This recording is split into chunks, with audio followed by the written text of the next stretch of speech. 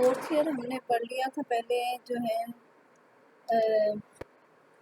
Micro nutrients के बारे में पढ़ लिया था। कुछ मैक्रो होते हैं, कुछ माइक्रो होते हैं।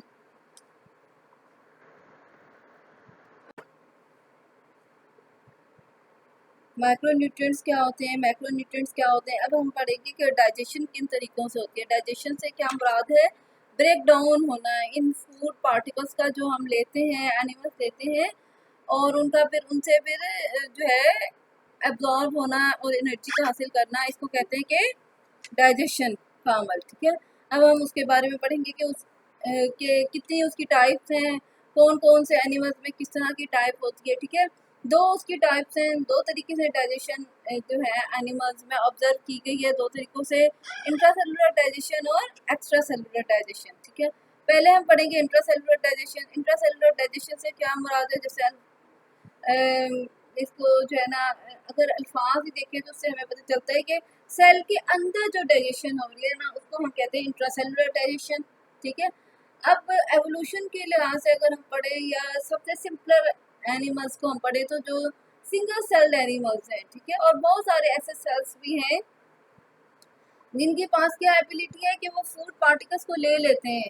आप लोगों ने पढ़ा हुआ है, जब हम लोगों ने सेल मेम्ब्रेन का सेल का चैप्टर पढ़ा था, उसमें कि कुछ चीज़ें एंटर हो जाती हैं। अब जो केमिकल्स एंटर होते हैं वो फूड के तौर पे ही होते हैं, फूड भी केमिकल्स हैं। ठीक है, वो किस तरह सेल्स में एंटर हो जाते हैं, तीन तरीक़ों से। डिफ्यूजन, अगर सेल के अंदर वो चीज़ कम है तो बाहर से अंदर चली जाएगी, वो सिंपल डिफ्यूजन है।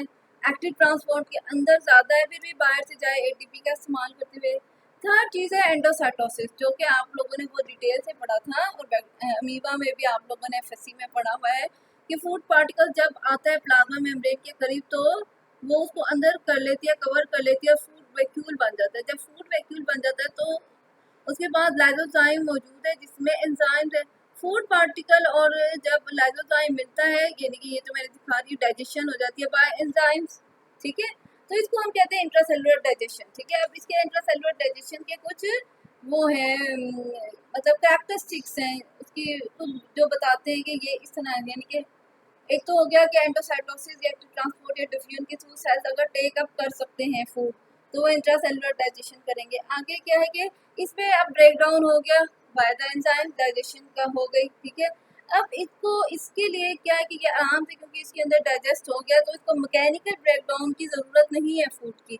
मैकेनिकल ब्रेक डाउन कब होता है, जब फूड जो है सेल से पहले ये हमारी एलिमेंट्री कनाल में, यानी कि जो हमारे स्टमक में ग्राइंडिंग होती है उसकी। ठीक है, कब होती है, मस्कुलर वॉल जो है वो कॉन्ट्रैक्ट करती है, रिलैक्स करती है। ठीक है, उसको हम कहते हैं मैकेनिकल ब्रेकडाउन। यानी कि जब अगर आपने कभी नोट किया होगा कि फूड पार्ट किसी भी चीज़ को अगर आप कुछ उसको वो करें, डंडे के साथ कूटें और बारीक बारीक ब्रेक डाउन करते, एक बड़ी चीज़ है और आप उसको पार्टिकल्स में डिवाइड कर दिया है, लेकिन किसी केमिकल के बगैर आपने उसको ग्राइंडिंग कर दी है, तो वो क्या है, वो मैकेनिकल ब्रेक डाउन है। जैसे हम चॉपर में करते हैं, किसी ग्राइंडर में करते हैं। ठीक है, तो वो जो होता है ना ग्राइंडिंग होना किसी फोर्स के थ्रू और एंजाइम्स के बगैर, उसको हम कहते हैं मैकेनिकल ब्रेकडाउन। ठीक है, अब इस इंट्रासेलुलर डाइजेशन में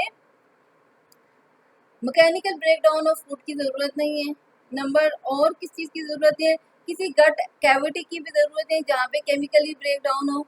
ठीक है, गट कैविटी से जैसे हमारा स्टमक है, हमारी एलिमेंट्री कनाल है, स्मॉल इंटेस्टाइन है, क्योंकि हमारे जो जैसे कम्प्लेक्स एनिमल्स हैं उनके सेल्स के पास ये एबिलिटी नहीं है कि वो फूड पार्टिकल को ले सकें डायरेक्टली, वो सिर्फ एब्जॉर्ब कर सकते हैं फूड पार्टिकल्स को।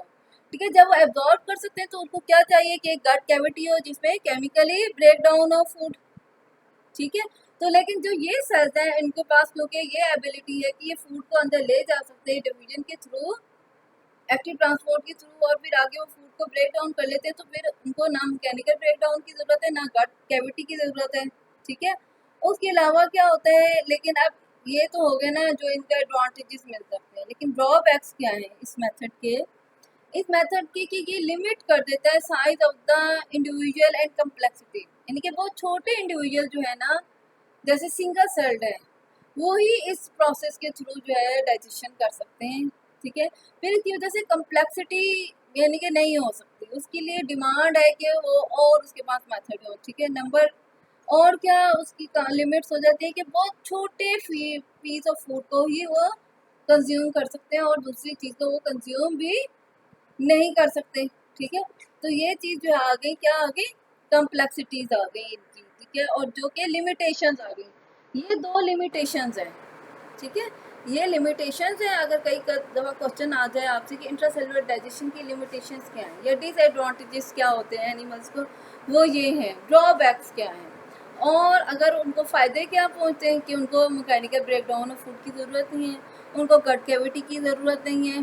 ठीक है, और ये आगे जो शुरू के पॉइंट्स के इंट्रासेलुलर डाइजेशन होती किस तरह है। ठीक है, अब ये किन किन में पाई जाती है, कुछ जो है ना प्रोटोजोआ में sponges, cnidarians, platyhelminthes, rotifers, bivalves and primitive chordates में जो है इस तरीके से इंट्रासेलुलर डाइजेशन के ज़रिए उनको किसी को तमाम के तमाम न्यूट्रिएंट्स मिल जाते हैं, कुछ को साथ थोड़ा सा एक्स्ट्रा सेलुलर डाइजेशन भी करनी पड़ती है। ठीक है, तो इंट्रासेलुलर डाइजेशन से या तो तमाम प्रोटेस्ट हैं उनको तमाम न्यूट्रिएंट्स मिल जाएंगे इसी मेथड के ज़रिए। लेकिन जो है स्पंजेस हैं, नाइडेरियंस हैं, ठीक है, प्लैटिहेल्मिन्थीज है, रोटीफोर्स, इनमें एक्स्ट्रा सेलुलर भी होती है और इंट्रासेलुलर डाइजेशन भी होती है। ठीक है, अब हम पढ़ेंगे एक्स्ट्रा सेलुलर डाइजेशन को नेक्स्ट लेसन में कि एक्स्ट्रा सेलुलर डाइजेशन क्या होता है।